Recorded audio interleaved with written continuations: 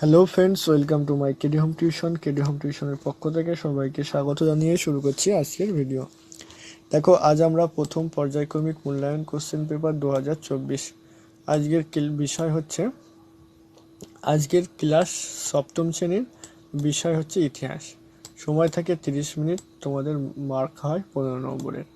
আজ আমরা সেট 1 সম্পর্কে আলোচনা করব। দেখো, জাস্ট ফর কোশ্চেন, ওকে। সঠিক উত্তরটি বেছে নিয়ে লেখো। এখানে আমরা শুধু কোশ্চেন সম্পর্কে আলোচনা করব, উত্তরগুলো তোমরা নিজেরা করার চেষ্টা করো, ঠিক আছে?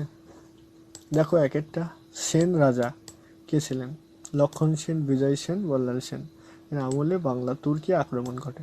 কোন সেন রাজার আমলে বাংলা তুর্কি আক্রমণ ঘটে? তারপর দেখো, খ্রিস্টীয় দেশ বলছে পঞ্চম, ষষ্ঠ না সপ্তম শতকে নালন্দা বিশ্ববিদ্যালয় বা নালন্দা বুদ্ধ বিহার তৈরি হয়েছিল। তো দেখো, সকল উত্তর প্রথমনাথ উপাধ্যায়টি ছিলেন কার? একেবারে সহজ, ঠিক আছে? হর্ষবর্ধনের না শশাঙ্কের না ধর্মপালের? তোমরা জাস্ট যদি রিডিং পড়ো একটু বেশি করে, তাহলে কিন্তু এসব কোশ্চেনের উত্তর পারো, সহজ উত্তর। দুটো দেখো, অতি সংক্ষিপ্ত উত্তর দাও যে কোনো দুটি। বঙ্গ নামের প্রথম উল্লেখ পাওয়া যায় কোন গ্রন্থে? রামচরিত্র কাব্য কার লেখা? হযরত মুহাম্মদ কবে জন্মগ্রহণ করেন? যে কোনো একটি প্রশ্নের উত্তর দাও। নগরম কি বা কে কবে দিল্লিতে সুলতানি শাসন প্রতিষ্ঠা করেন?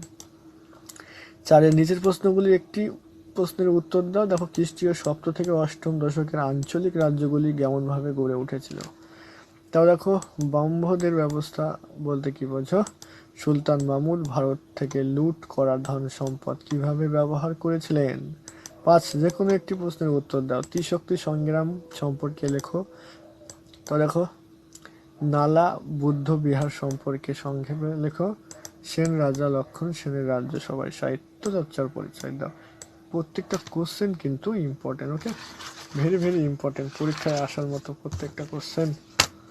এই ছিল আমাদের হিস্ট্রির আজকের ফার্স্ট কোশ্চেন পেপার। কেমন হলো তোমরা অবশ্যই কমেন্ট করে জানাও। যারা আমাদের চ্যানেল নতুন তারা চ্যানেলটিকে সাবস্ক্রাইব করো, যারা অলরেডি করেছে তাদেরকে অসংখ্য ধন্যবাদ। Yeah.